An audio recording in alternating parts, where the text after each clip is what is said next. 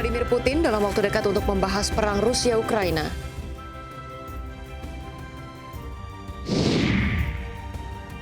Bank of England pangkas suku bunga acuan ke level 4%.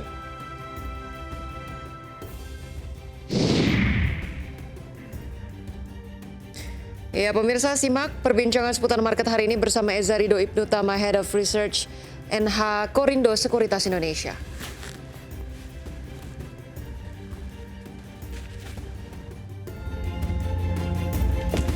Ya, selamat pagi Ocha. Iya, selamat pagi Wiki, selamat hari Jumat. Selamat hari Jumat, dan hari Jumat kali ini tadi pagi-pagi diawali dengan cukup mendung ya. Saya pikir akan hujan, mewarnai perjalanan saya ke kantor, tapi ternyata tidak juga gitu. Betul. Ya. Semoga memang prediksi bahwa terkait dengan portofolio investasi Anda yang mungkin akan melemah hari ini tidak seperti yang diprediksi gitu ya, akan berbalik arah dan juga akan berakhir baiklah. Betul, dan kalau kita lihat juga memang tadi pagi jalanan cukup macet gitu ya, entah ada sentimen apa. Tapi kalau kita lihat dari IHSG kemarin ditutup cukup melemah, ini diantaranya adalah sentimen terkait dengan pelemahan saham DCII yang drop, kemudian sektor teknologi ini membawa pelemahan terhadap IHSG. Kita akan lihat secara sektoral apa saja begitu ya saham-saham yang akan menguat di perdagangan hari ini. Dan selama 60 menit ke depan kami hadir dengan sejumlah informasi menarik seputar ekonomi dan juga pasar modal. Ya, pemirsa, Anda juga bisa menyaksikan kami melalui live streaming di idxchannel.com. Saya Rosalin Chiu. Dan saya Wiki Adrian, inilah Market Buzz.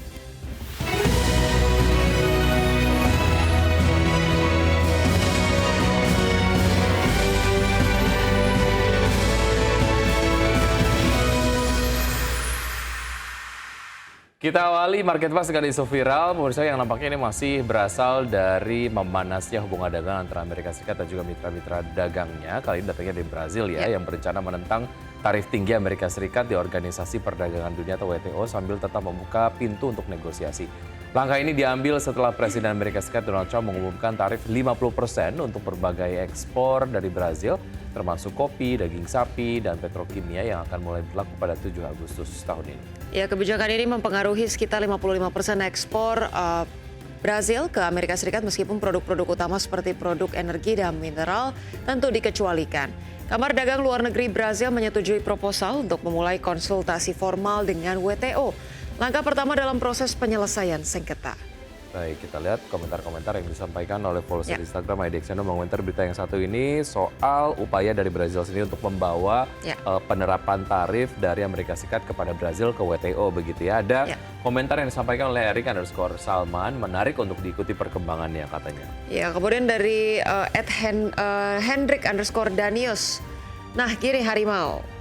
Oke, baik. Ini artinya memang menunjukkan keberanian dari Brazil sendiri begitu ya untuk membawa kasus ini ke WTO. Ada Wahyu Pambudi 20, anak BRICS nih, bos senggol dong katanya, @POTUS @real Donald Trump katanya. Oke, ini kan menjadi satu hal yang memang cukup mengemuka ya terkait dengan bagaimana sebetulnya negara-negara anggota BRICS menyikapi dari penerapan tarif dari Amerika Serikat terhadap mitra-mitra dagangnya. Dan beberapa waktu yang lalu juga ada komentar yang cukup kuat ataupun tegas begitu yang disampaikan oleh Donald Trump kepada India sebagai salah satu anggota dari BRICS begitu, karena India masih membeli minyak dari Rusia, makanya dikenakan pengenaan tarif impor dari Amerika Serikat terhadap India lebih tinggi. Rencananya akan 50% katanya. Tapi lagi-lagi walaupun kemudian klaim ini diadukan kepada WTO, kita juga mempertanyakan sejauh apa WTO kemudian bisa menengahi persengketaan ini ya. Karena kita tahu sendiri 5 negara yang punya veto, salah satunya Amerika Serikat, ini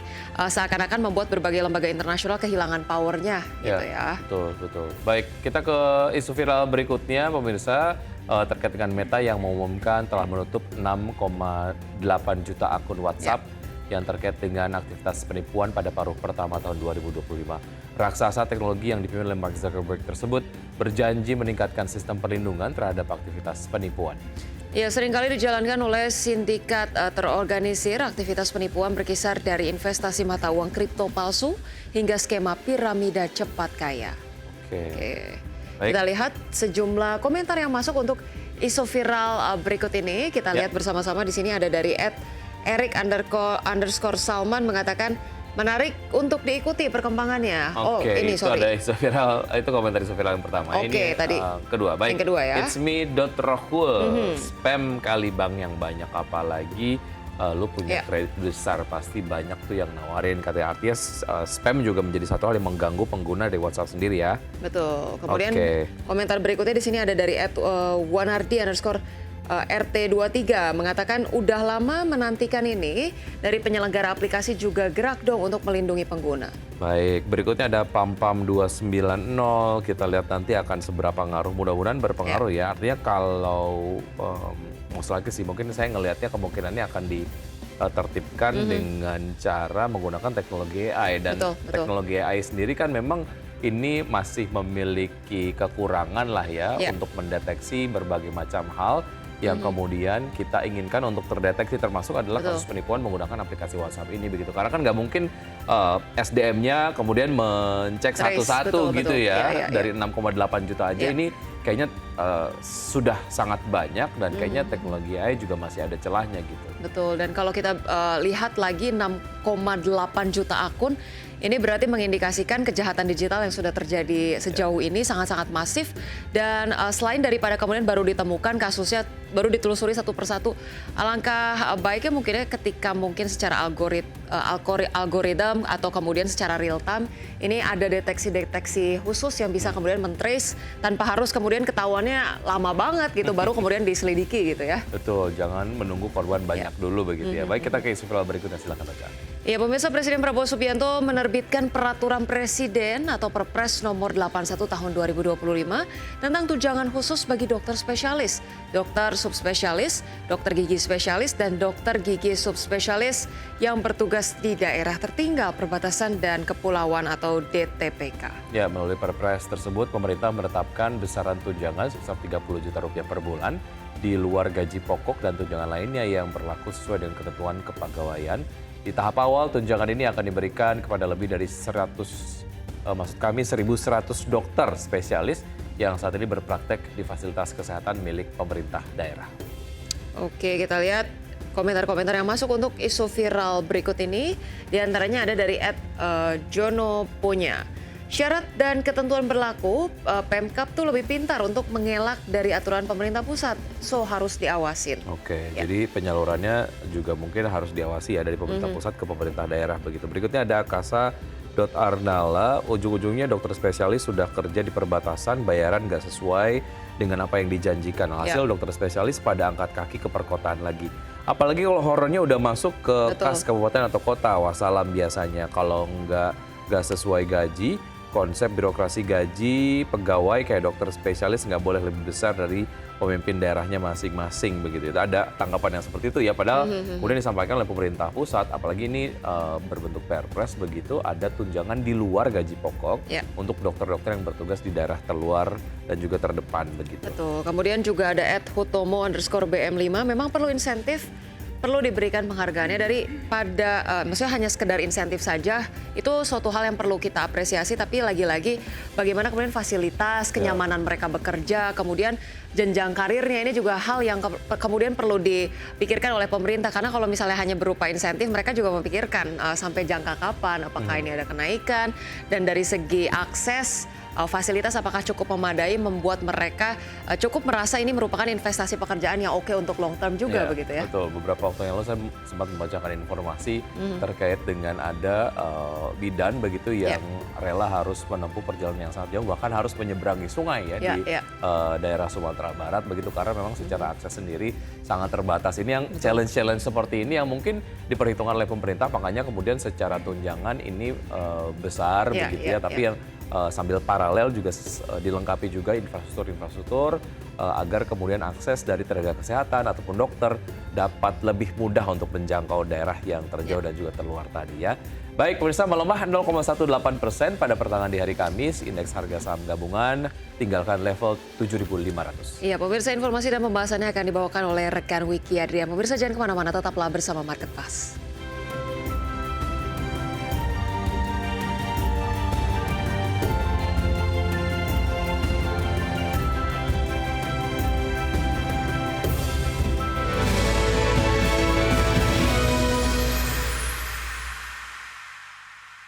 Terima kasih Anda masih bergabung sama kami. Pemirsa, indeks harga saham gabungan atau IHSG berbalik melemah ke level 7.400-an di perdagangan di hari Kamis, dan IHSG terbebani anjloknya sektor teknologi dengan saham DCII ditutup melemah dalam 10%. Indeks harga saham gabungan ditutup melemah 0,18% ke level 7.490,18 di akhir perdagangan Kamis. IHSG berbalik melemah usai menyentuh level tertinggi intraday Kamis di level 7.850,550. Indeks sektoral dengan kenaikan terbesar adalah sektor barang baku naik 1,21%, sektor barang konsumen siklikal menguat 0,61%, dan sektor kesehatan melaju 0,51%. Sedangkan indeks sektoral dengan pelemahan terdalam adalah sektor teknologi anjlok 4,46%, sektor infrastruktur turun 1,6%, dan sektor transportasi melemah 0,47%. Mengutip Refinitiv, sektor teknologi menyeret IHSG ke bawah menjelang akhir sesi 2 terseret saham DCII yang merosot 10% ke level Rp312.300 per saham, berkontribusi minus 37,38 indeks poin terhadap IHSG. Pelemahan terjadi setelah bursa membuka suspensi saham DCII, tetapi diperdagangkan dengan mekanisme full call auction. Selain DCII, saham-saham Prayogo Pangestu juga menjadi pemberat IHSG.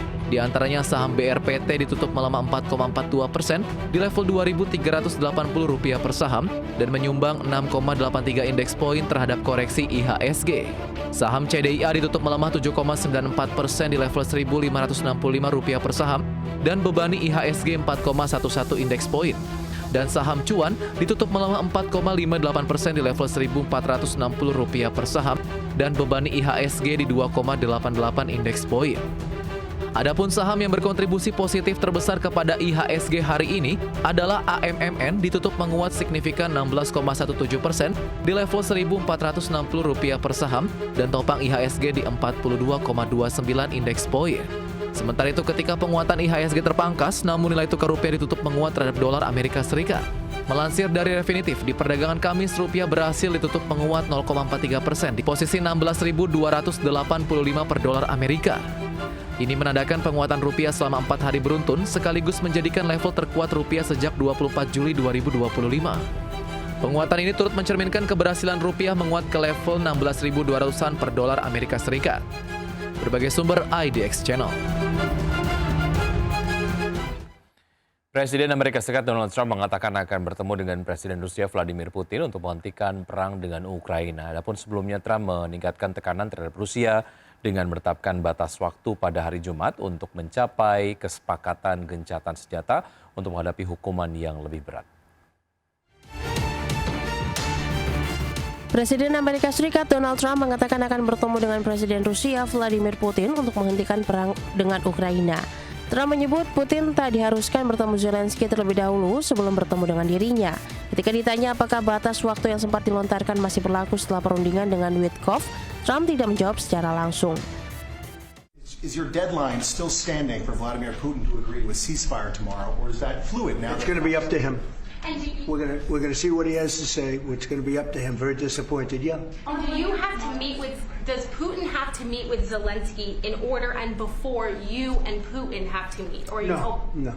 Are you So you're willing to, that's actually important because President Putin said this morning he was pretty dismissive of this idea of meeting with President Who was? Zelensky. President Putin was. I don't know. I didn't hear For you him. to meet with him, he doesn't have to agree to meet with Zelensky. Is that what you're saying? No, he doesn't. No. So when do you think that meeting? They would like to meet with me, and I'll do whatever I can to stop the killing. So. Sehari sebelumnya, Trump mengatakan bahwa pertemuan tatap muka dengan Putin dapat terjadi segera. Setelah utusannya Steve Witkoff bertemu dengan pimpinan Rusia itu di Moskow. Adapun Trump telah berusaha untuk mengakhiri serangan militer Rusia di Ukraina sejak menjabat pada Januari 2025 setelah sesumbar di masa kampanye bahwa ia akan mengakhiri konflik dalam waktu 24 jam. Trump baru-baru ini meningkatkan tekanan terhadap Rusia dengan menetapkan batas waktu pada hari Jumat bagi Moskow untuk mencapai kesepakatan gencatan senjata atau menghadapi hukuman yang lebih berat. Berbagai sumber, IDX Channel. Bank of England kembali memangkas suku bunga acuan untuk kelima kalinya dalam 1 tahun terakhir di tengah kekhawatiran yang meningkat terhadap pelemahan ekonomi Inggris. Namun di saat yang sama, Bank Sentral memperingatkan bahwa inflasi bisa kembali melonjak hingga 4% terutama akibat kenaikan tajam harga pangan. Dalam keputusan paling ketat sejak Bank of England memperoleh independensinya lebih dari 25 tahun lalu, Komite Kebijakan Moneter atau MPC memutuskan untuk menurunkan suku bunga sebesar 0,25 poin menjadi 4%. Pemangkasan ini menandai level suku bunga terendah sejak Maret 2023. Keputusan tersebut tidak mudah di mana MPC harus menggelar 2 kali pemungutan suara sebelum mencapai kesepakatan. 5 anggota termasuk Gubernur Bank of England Andrew Bailey mendukung pemangkasan, sementara 4 lainnya memilih mempertahankan suku bunga. Inflation will increase to around 4% in September.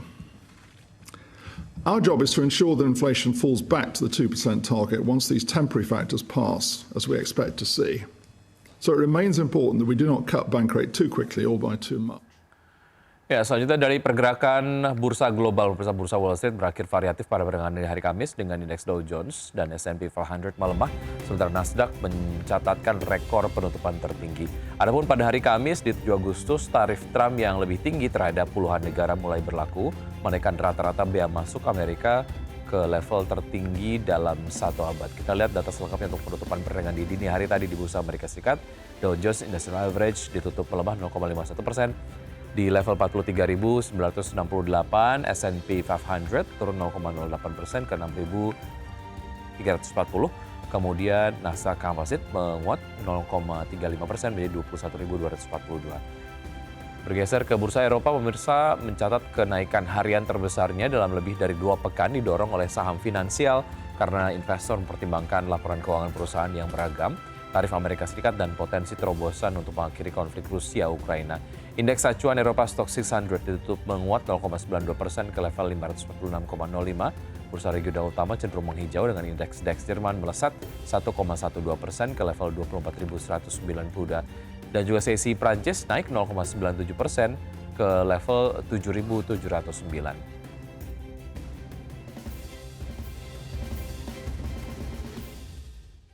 Untuk berbincang pagi hari ini kita sudah terhubung dengan Mas Eza Ridho Ibnutama, Head of Research NH Korindo Sekuritas Indonesia. Selamat pagi Mas Eza.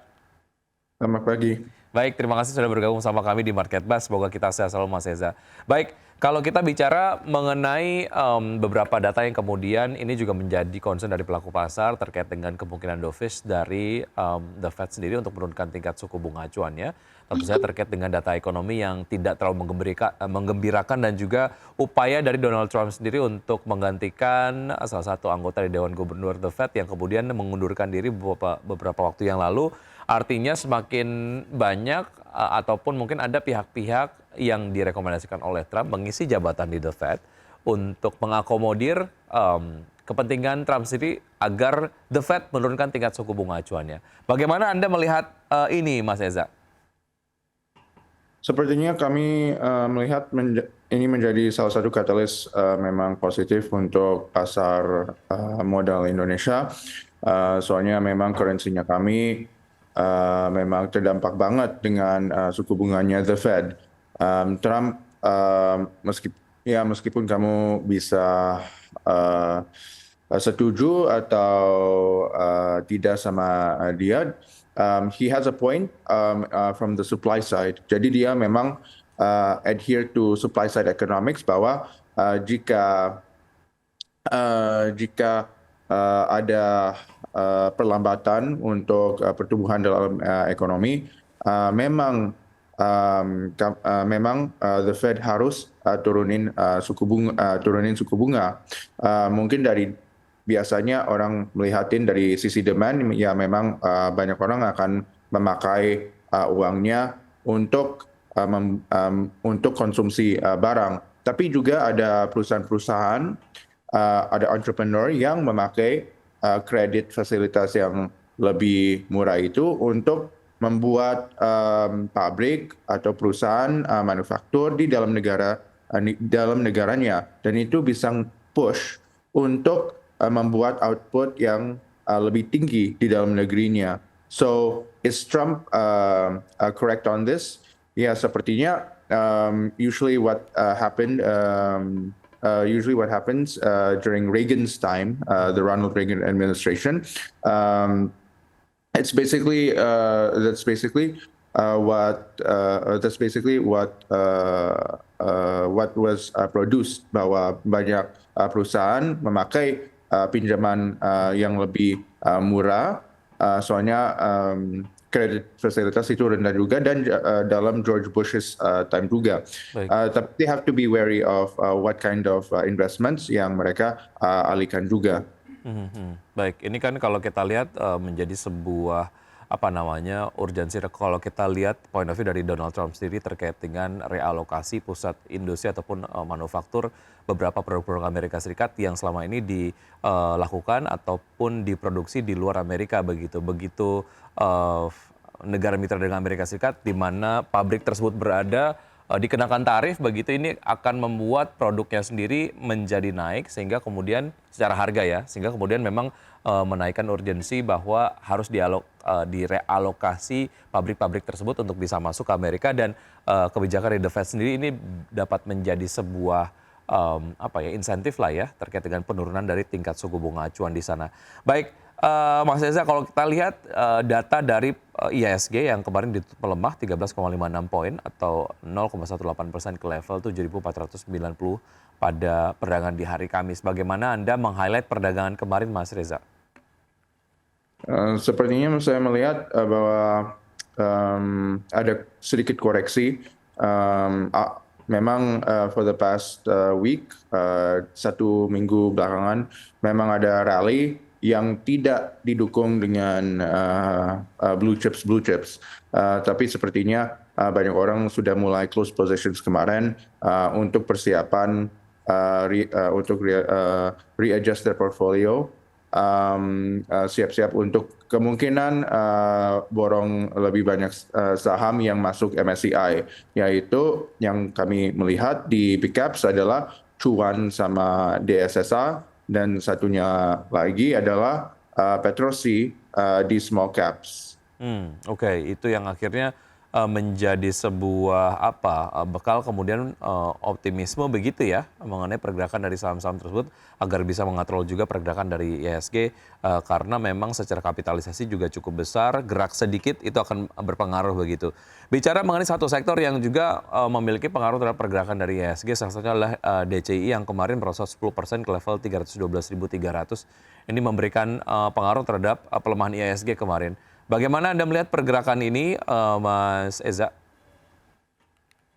Saya melihat memang koreksi yang terjadi kemarin memang kemungkinan just in the short term aja. Hari ini kemungkinan akan mulai rebound. Kami melihat DCII memang sangat priced in saja terkait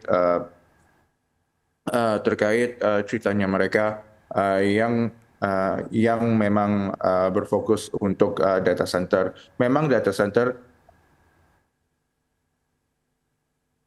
Ya, Mas Reza. Memang DCI memang berfokus untuk membangunin data center ke depan, dan itu menjadi salah satu katalis mereka untuk going into the second semester juga. Oke, baik. Secara rekomendasi DCI Anda rekomendasikan seperti apa, Mas Reza? Soal pelemahan yang kemarin, apakah menurut Anda secara valuasi cukup murah begitu untuk kemudian bisa masuk atau masih tunggu koreksi dulu? Seperti yang saya sebutkan tadi, kami melihat DCI itu pricing ya, jadi kita nggak rekomendasi to buy. Baik. Dari salah satu saham yang memberikan pengaruh signifikan terhadap pergerakan dari IHSG, DCI tadi kita sudah bahas, dan kita ke basic industry yang muncul terkuat setelah naik 1,25% di perdagangan kemarin. Bagaimana Anda melihat basic industry ini, Mas Eza? Apakah Anda melihat ini menjadi satu sektor yang bisa menarik juga untuk bisa dicermati di perdagangan hari ini? Mungkin untuk hari ini saya itu tidak terlalu tertarik ya untuk lihatin basic industrials. Basic industrials biasanya di nge-push dengan Berita Pacific, Astra itu yang fall into the TPA that usually falls into the category of the IDX basic materials. Saya itu melihat memang tidak terlalu Menarik ya.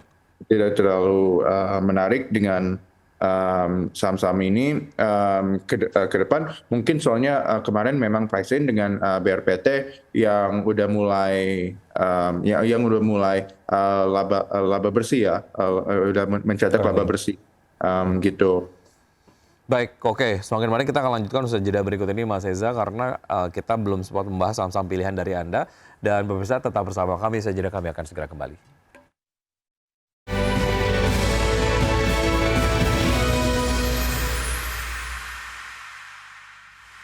Terima kasih Anda masih bergabung sama kami pemirsa, dan sebelum saya lanjutkan perbincangan bersama Mas Eza Ridho, kita akan simak terlebih dahulu pembukaan dari IHSG di pagi hari ini yang sejauh ini menguat, tadi sempat menguat di atas 2% ya, tapi kemudian sekarang penguatannya di kisaran 1,28% di level 7.585,377. Tadi saya lihat sempat masuk ke level 7.600-an. Dan saham-saham yang menjadi penggerak dari IHSG diantaranya adalah ada Cuan, kemudian Petro, Brand, DSSA, dan juga BRPT. Ini nampaknya adalah saham-saham ataupun emiten-emiten yang memiliki kapitalisasi besar. Ketika kemudian bergerak menguat, ini akan memberikan pengaruh signifikan terhadap IHSG. Top loser sejauh ini ada Antam, Wi-Fi, MBMA, Adaro, dan juga NRG ataupun Energi. Dan bicara mengenai energi menjadi sektor yang memimpin penguatan di pembukaan perdagangan sesi 1 ini dengan penguatan 3,12%, disusul oleh finance, kemudian juga cyclical maksud kami, infrastruktur, dan juga industri, juga transportasi. Sejauh ini sektor yang mengalami pelemahan paling signifikan adalah sektor teknologi dan juga sektor kesehatan. Dan berikutnya kita akan simak data-data terkait dengan pembukaan dari bursa utama Asia di pagi hari ini. Ya, mayoritas bursa utama Asia dibuka melemah dengan Nikkei menguat sendiri, setidaknya dari 4 bursa utama yang kita tampilkan.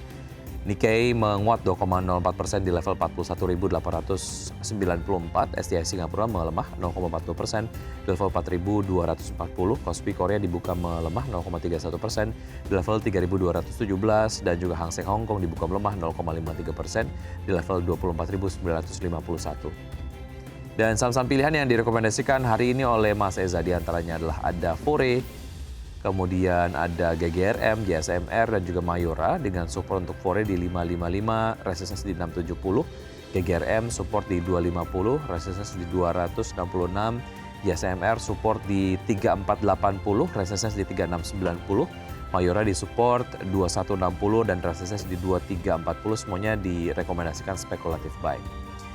Kita ke Fore, Mas Eza. Apa yang membuat Anda merekomendasikan Fore di perdagangan hari ini? Kami melihat Fore sudah koreksi balik ke support di dekat support di 565. Ada potensi Fore bisa rebound seperti yang terjadi sebelumnya ke resistance terdekat yaitu 710. Jika bisa breakout setelah itu bisa ke 780. Dan kami melihat Fore akan mulai trading dalam that sideways trend channel aja for the foreseeable future juga. Oke, spekulatif buy untuk jangka pendek atau menengah juga menarik untuk Fore, Mas Eza? Untuk jangka pendek bisa. Baik. Dari Fore kita ke GGRM. Sudah lama tidak mendengar rekomendasi soal GGRM. Apa yang menarik dari GGRM, Mas Eza? Kami melihat memang GGRM untuk berapa bulan maupun satu tahun kebelakangan GGRM memang turun secara signifikan, dan kita melihat laba bersihnya mereka turun sebesar 82 sampai 85%. Udah turun year on year untuk hasil kuartal 2 sangat-sangat signifikan. Tapi jika kami melihat evaluasinya sama chartnya, memang gudang garam mulai shifting dari downtrend ke sideways trend. Kami juga ada hope bahwa GGRM akan mulai ada lebih banyak proyek-proyek yang lain dan tidak terlalu rely on tobacco juga. So we're seeing gudang garam bisa rebound setelah mereka udah menyentuh supportnya mereka kemarin di 8.225. So we see that there's going to be swing in the upwards direction ke resistance-nya mereka yang terdekat di 9.250 hingga mereka bisa mencapaikan 9.500. Tapi memang kami rekomendasikan untuk jangka pendek aja. Baik, kami mohon maaf ada kekeliruan terkait dengan pencantuman harga GGRM ya. Tadi kita sampaikan ada kekeliruan, tadi sudah dikoreksi terkait dengan harganya sendiri oleh Mas Eza. Baik, berikutnya ada Jasa Marga, Mas Eza silakan.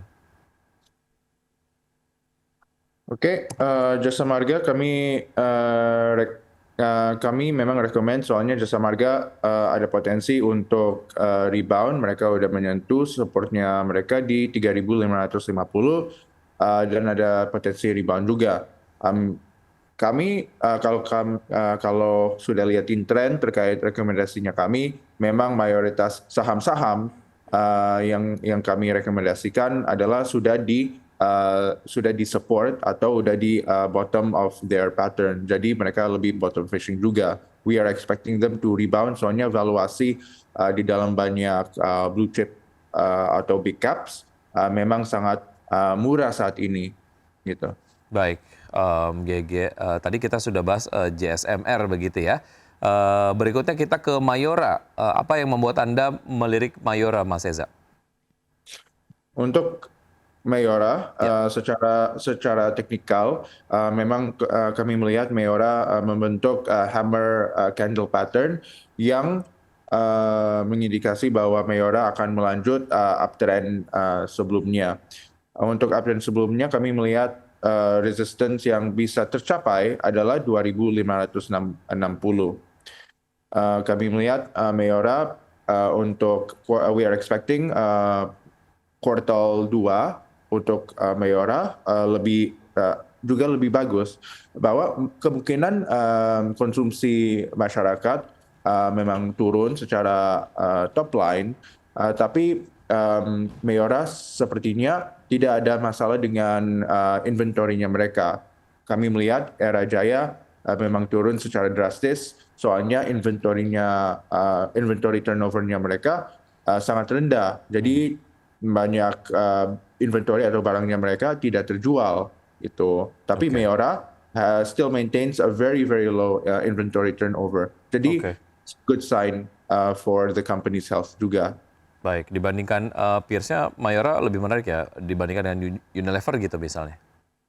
Unilever kurang ya, soalnya Unilever juga fokus di the upper middle class sama upper class products, and they heavily rely on that. Tapi untuk melihatin contribution of sales juga, udah mulai menurun lebih drastis daripada Mayora yang cuman harganya itu tidak terlalu setinggi produk-produk premium Unilever. Baik, menengah ke bawah secara market sendiri memang lebih banyak begitu ya. Baik, Anda juga tadi sebetulnya merekomendasikan PNLF, Mas Eza. Kenapa PNLF menarik? PNLF menarik soalnya memang dalam konsolidasi di lower trading range saja. Jadi kami itu tidak terlalu tertarik dengan secara fundamental. Cuman Panin Financials lagi trading dan konsolidasi di dalam trading range yang di bawah. Jadi kami sarankan untuk bottom fishing. Ada potensi bisa ke 288, tapi untuk rekomendasi seperti ini berdasarkan teknikal dan memang di dalam jangka pendek. Baik, itu tadi beberapa saham-saham yang direkomendasikan oleh Mas Eza di pagi hari ini. Mas Eza, untuk proyeksi dari pergerakan IHSG di hari ini pasca dibuka menguat signifikan tadi ya di perdagangan S1. Seperti apa analisis dari Anda? Sepertinya banyak orang memang berfokus dengan saham-saham yang ke dalam MSCI. Ya, kami melihat majority of the stocks yang masuk ke MSCI maupun itu big caps atau small caps, mereka semua di sektor energi. Ratu, for example, Cuan and Petro, which is holding and subsidiary juga yang di energy. So kami not really surprised that energy sector bisa naik. Nah, itu menjadi penyerapan untuk it actually absorbs a lot of the cash flow atau capital yang masuk ke saham-saham lain. Tapi memang kami harus melihat apa saja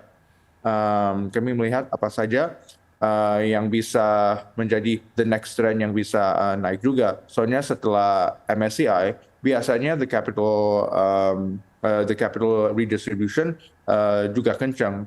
Soalnya biasanya dalam MSCI naik sekali saja, terus habis itu turun. We usually see that as a trend of a one day off bullish gain saja, not really a multi-day trend. Ya, itu dari beberapa analisis yang sudah disampaikan oleh Mas Reza, semoga dapat menjadi referensi dan sumber informasi untuk pelaku pasar dapat menerapkan strategi investasinya hari ini, namun keputusan investasi kembali ke Anda investor. Mas Reza, terima kasih sudah bergabung sama kami, sukses selalu untuk Anda, sampai jumpa. Terima kasih. Terima kasih, dan pemirsa, sesaat lagi rekan Ocha akan kembali bergabung dengan informasi menarik lainnya. Ocha, informasi apa yang akan disampaikan nanti? Ya, baik Wiki dan juga pemirsa, kita masih punya berbagai informasi lainnya, diantaranya adalah terkait dengan Bank Sentral Asia atau BBCA menyatakan tengah mengkaji pembagian dividen interim untuk tahun buku 2025. Pemirsa, jangan kemana-mana, informasi yang kami hadirkan usai jeda berikut ini.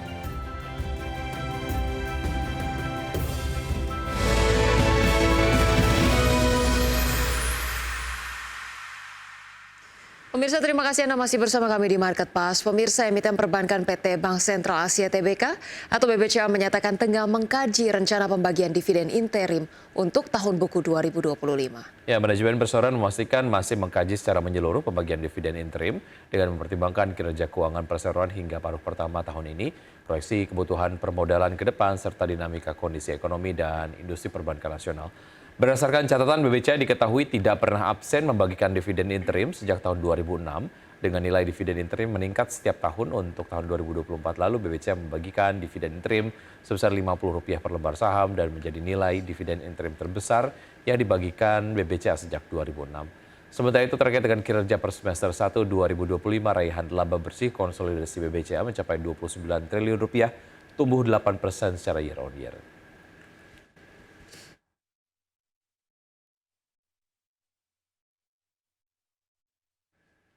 PT Indika Energi Tbk atau INDI mengalami penurunan kinerja keuangan di tengah menantangnya pasar batubara. Ya, pemirsa, emiten ini berharap dapat memperbaiki kinerjanya pada sisa tahun 2025. PT Indika Energi Tbk atau INDI mengalami penurunan kinerja keuangan di tengah menantangnya pasar batubara. Emiten ini berharap dapat memperbaiki kinerjanya pada sisa tahun 2025. Pendapatan INDI turun 20,05% secara tahunan menjadi 956,82 juta dolar Amerika pada semester 1 2025.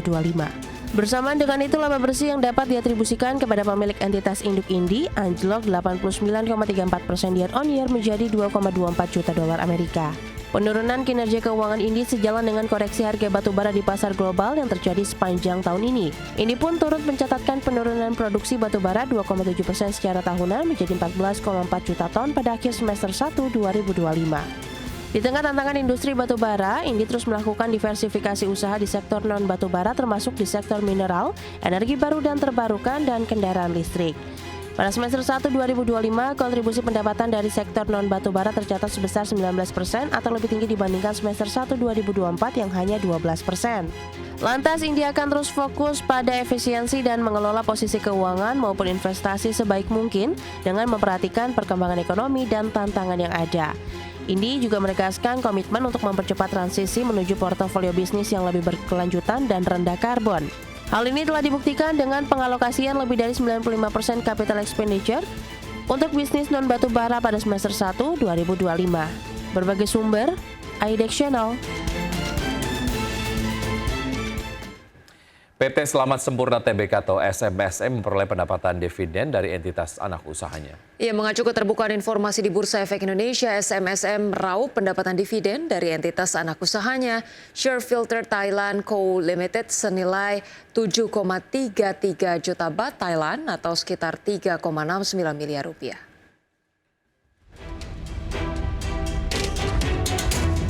PT Selamat Sempurna Tbk atau SMSM memperoleh pendapatan dividen dari entitas anak usahanya. Mengacu keterbukaan informasi di Bursa Efek Indonesia, SMSM meraup pendapatan dividen dari entitas anak usahanya, Sharefilter Thailand Co. Ltd, senilai 7,33 juta baht Thailand atau sekitar 3,69 miliar rupiah.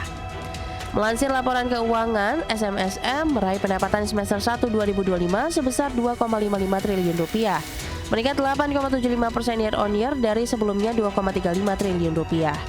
Sejalan dengan kinerja top line, SMSM meraup laba bersih 530,76 miliar rupiah, naik 18,48% dari periode yang sama tahun sebelumnya di 447,97 miliar rupiah.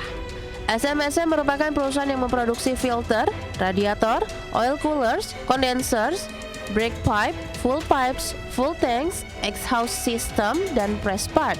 Exhaust system and press parts. Berbagai sumber, IDX Channel.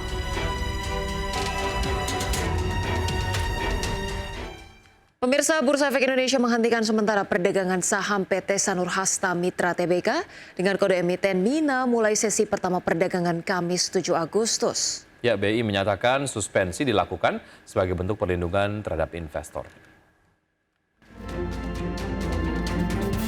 Bursa melakukan suspensi terhadap saham MINA setelah terjadi lonjakan harga kumulatif yang signifikan. Saham MINA naik hingga 17,79% hanya dalam sehari dan melonjak 242,86% sejak awal tahun. Bursa Efek Indonesia menyatakan suspensi dilakukan sebagai bentuk perlindungan investor. Sebelum disuspensi, saham MINA berada di level Rp192 per saham, melansir data RTI. Saat yang sama, perusahaan juga baru mengumumkan akan melakukan penambahan modal dengan hak memesan efek terlebih dahulu atau rights issue senilai 164,06 miliar rupiah. Emiten milik Happy Hapsoro ini akan menerbitkan maksimal 3,28 miliar saham baru dengan harga pelaksanaan Rp50 per saham. Perusahaan investasi dan pengembangan properti ini bergerak di bidang perhotelan, real estate hingga land banking. Berbagai sumber IDX Channel. Pemirsa, jangan kemana-mana, usai jeda berikut ini kami akan menghadirkan berbagai informasi menarik lainnya. Tetaplah bersama Market Pass.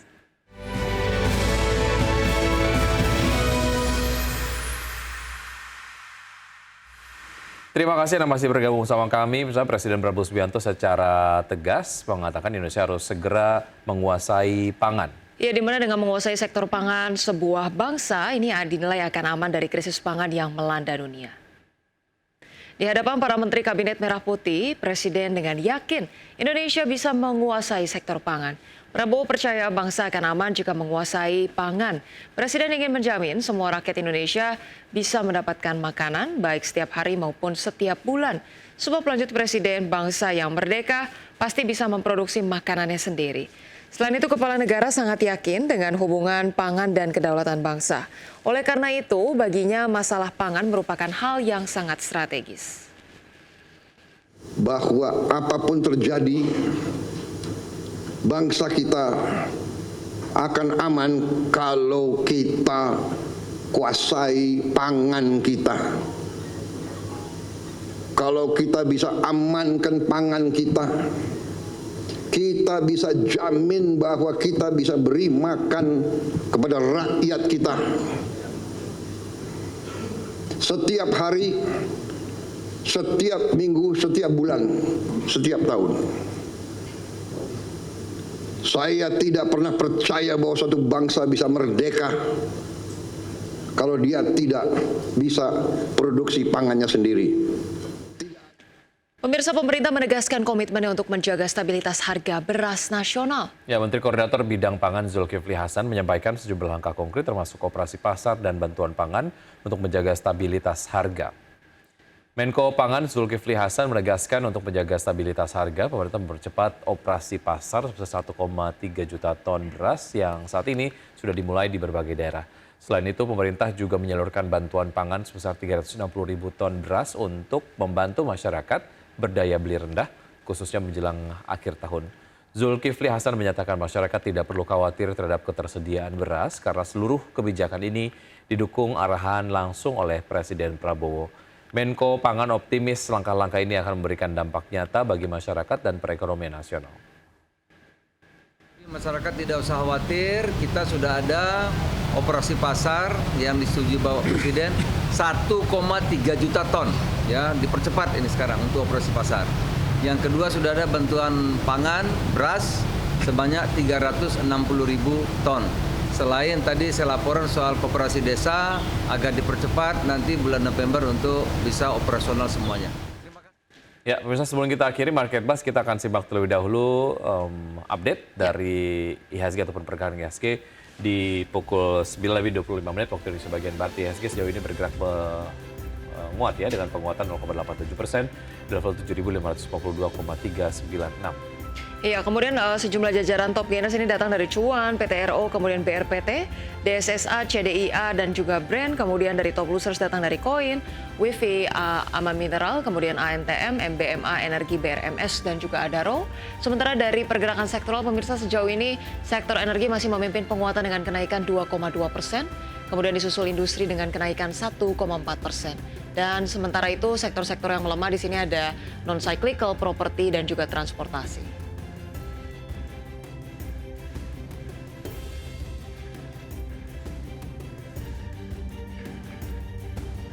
Ya pemirsa, baik 60 menit sudah kami menemani Anda dalam Market Buzz. Semoga pembahasan kali ini dapat menjadi referensi dan sumber informasi untuk Anda. Ya, perbarui terus informasi Anda hanya di IDX Channel, trustworthy and comprehensive investment reference. Jangan lupa untuk menyaksikan program First Session Closing yang akan tayang pukul 11.30 waktu Indonesia bagian Barat. Karena urusan masa depan harus terdepan, aku investor saham, saya Wiki Adrian. Dan saya Rosalincio pemirsa, terima kasih sudah menyaksikan Market Buzz. Sampai jumpa.